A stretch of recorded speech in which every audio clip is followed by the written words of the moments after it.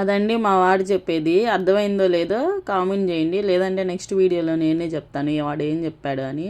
Sunday కదా అని చెప్పేసి అందరం బయటికి వెళ్ళామండి, ఫ్రూట్స్ అవన్నీ తెచ్చుకుందాం అని చెప్పేసి అని. ఇంతలోకి మా వారికి గులాబ్ జామ్ ఐస్ క్రీమ్ గుర్తొచ్చింది.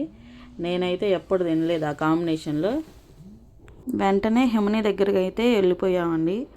అక్కడికే ఎందుకు వెళ్ళామంటే మా వారు చిన్నప్పుడు మా మావయ్య గారు మా వారిని అక్కడికి తీసుకొచ్చి తినిపించేవాళ్ళంట. ఇంకా స్టోరీ చెప్పకుండా మమ్మల్ని అక్కడికి తీసుకెళ్ళిపోయాడు. బాదం పాలు ఐస్ క్రీమ్ తిన్నాము. నాకైతే నచ్చలేదు. మా పిల్లలు చూడండి ఎలా తింటున్నారు, ఐస్ క్రీమ్ అడిగి తింటున్నారు. కానీ చాలామందికి ఈ కాంబినేషన్ అంటే చాలా ఇష్టం. నాకైతే ఐస్ క్రీమ్ లాగా గులాబ్ జామ్ లాగా తింటేనే బాగుంటుంది. రెండు కలిపేలకి ఓవర్ స్వీట్ అయిపోయి అసలు నచ్చలేదండి నాకు. అందుకే ఇంకా మా వారికి ఇచ్చేసాను నేను తినేది. తర్వాత బాదం పాలు నేను తాగేసాను తీసుకొని. ఇష్టం అంటున్నారుగా, ఎంత ఇష్టంగా తింటారో చూద్దాం. అసలు పర్లేదండి, బాగానే తింటున్నారు. ఆయనకంటే అలవాటు. అసలు నేనైతే తినలేకపోయాను, నచ్చలేదు నాకు అసలు. మా పిల్లలేమో దారిలో గాంధీ పార్క్ కనపడితే గాంధీ పార్క్కి వెళ్దాం అని చెప్పి గోల్ చేశారు. ఇంక మేమైనా వద్దని చెప్పేసి మార్కెట్కి వెళ్ళి ఫ్రూట్స్ తీసుకొని వచ్చి ఇంకా ఐస్ క్రీమ్ తింటున్నామండి.